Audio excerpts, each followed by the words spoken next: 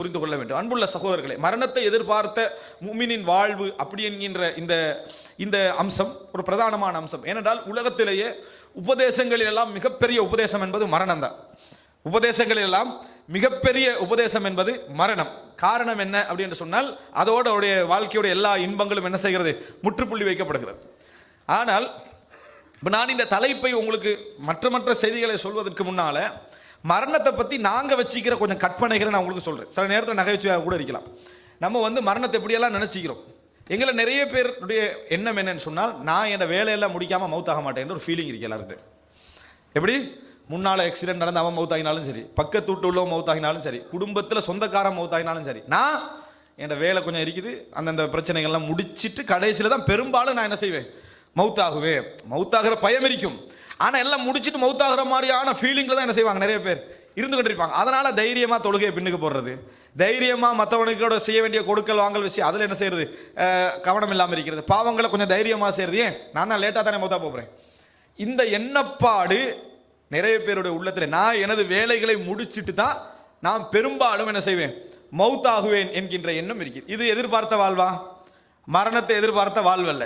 இந்த வாழ்வு எப்படி இருக்கும் என்று சொன்னால், திடீரென மவுத்து வந்தது என்று சொன்னால் நம்ம நிச்சயமாக இறைவன் பக்கம் போக விரும்ப மாட்டோம்.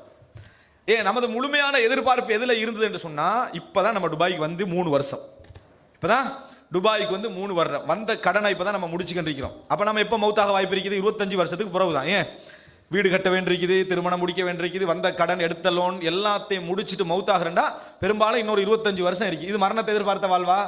இல்லை. இது இந்த ஃபீலிங் உள்ள ஒரு ஆளால மரண செய்தியை பார்க்க கூட கஷ்டமா இருக்கும், மரண செய்தியை கேட்க கூட கஷ்டமா இருக்கு. இவரது உணர்வுல என்ன இருக்குது அப்படின்னு சொன்னால், இந்த எண்ணம் பொதுவானது, இயல்பானது. நான் இதை சொல்லல, இது கூடுதலாக இருக்குன்னு சொல்லலை, எல்லோர்ட்டும் இயல்பாக இருக்கும். ஆனால் இந்த இயல்பு சிலர் என்ன செய்யறாங்கன்னா ஒரு முடிவாகவே இருக்கிறாங்க. ஏன்னா நம்ம வளமையாக பார்க்குறேன், முன்னால் உள்ள பல வாகனங்கள் ஆக்சிடென்ட் நடக்குது, நம்ம படலை ஆக்சிடென்ட். அப்போ நம்ம பெரும்பாலும் அல்லாவால ஒரு ஆசீர்வதிக்கப்பட்டு இன்னொரு 25-30 வருஷத்துக்கு பிறகுதான் நம்ம மௌத்தாக வாய்ப்பு இருக்கின்ற ஒரு எண்ணம். அன்புள்ள சகோதரர்கள், நமக்கு ஆக்சிடென்ட் பட்டா நம்ம பார்க்கறதுக்கு இயலாது. அதனால தான் முன்னால் உள்ளதை நம்ம பார்த்து கண்டிக்கிறோம். இதை நம்ம தெரியாம அந்த ஒரு எண்ணத்தை சைத்தான் என்ன செய்வான், வளர்த்துட்டு வருவான். சைத்தான் சின்ன சந்தர்ப்பம் இருந்தாலும் பெரிய சந்தர்ப்பமாக காட்டிக்கொண்டே இருப்பான். ரசூலுல்லாஹ் வேறொரு சந்தர்ப்பத்தில் சொல்லிக்கிறாங்க. எப்ப சுபகு நேரத்தில் உலகம் ஏகப்பட்ட அலாம் குளக்கெல்லாம் வச்சுட்டு தான் நம்ம என்ன செய்வோம், தூங்குவோம். தூங்கின பின்னால எல்லாம் அடிச்சு கடிச்சு எல்லாம் ஓஃப் பண்ண பிறகு கூட மனசுல என்ன செய்ய வரும், இக்காமத்துக்கு எப்படி ஒரு 25 நிமிஷம் என்ன செய்யுது இருக்குது என்ற ஒரு ஃபீலிங்லயே என்ன செய்வோம், நம்ம இருப்போம். சைத்தான் பாருங்க, அந்த சோட் உண்மையில அப்படி இல்லை. அந்த இடத்துல பார்த்தீங்கன்னா நீங்க எலும்பி பல் துளைக்கி முகத்தெல்லாம் கழுவிட்டு உதவு எடுத்து பள்ளிக்கு போக சுபகு சுண்ணத்து கூட என்ன செய்யாது, கிடைக்காத டைம் இருக்கும். ஆனா சைத்தான் அலைக்க லைலும் தவீல் ஃபர்க், நீண்ட இரவு இருக்குது, தூங்கு. எப்படி இருக்குது அந்த ஏற்பாடு, நம்ம நம்புறோம். அந்த நிமிஷம் அதை நம்புறோம். அந்த நிமிஷம் என்ன நினைக்கிறோம்டா, நம்மளுக்கு இதை தவிர வேற வேலையிலே நினைக்கிறோம். புதுசா நான் பார்த்தேன் என்னடா, இந்த உளவியல் அறிஞர்கள் புதிய புதிய நோயா சொல்லுவாங்களே, இதே ஒரு நோயா போட்டிக்கிறாங்கன்னு, சுபகுல எழும்ப முடியாம தடமாறுறது இருக்குதே, இது ஒரு பெரிய மனநோயாக என்ன செஞ்சுக்கிறாங்க, பதிவு செஞ்சுக்கிறாங்க. ஏன் சுபகு தொழுகிறது ஒரு பக்கத்தில் விடுங்க, சுபகுல எலும்ப இயலாத ஒரு பெரிய மனநோய் நிறைய பேர் அந்த ஃபீலிங்கோட படுக்கிறாங்க. நம்ம சுபகு அவ்வளவுதான், சுபகுல எப்படி எழும்புறது அப்படி என்ற ஒரு ஃபீலிங்கோட படுப்பதை ஒரு மனநோயா மாத்தி விட்டுக்கிறாங்க. அப்ப அந்த அளவுக்கு நிறைய பேருக்கு அது மாறி இருக்குது.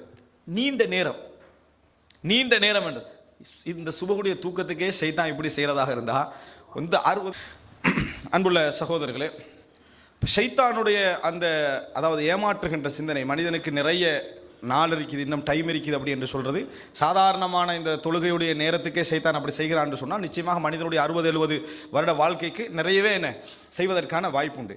இது நம்ம மரணத்தை பற்றி நிறைய பேர் யோசிக்கக்கூடிய ஒரு விஷயம். எனது வேலைகள் முடியாமல் நான் என்ன செய்ய மாட்டேன், மரணிக்க மாட்டேன் என்று நினைக்கக்கூடிய ஒரு அம்சம்.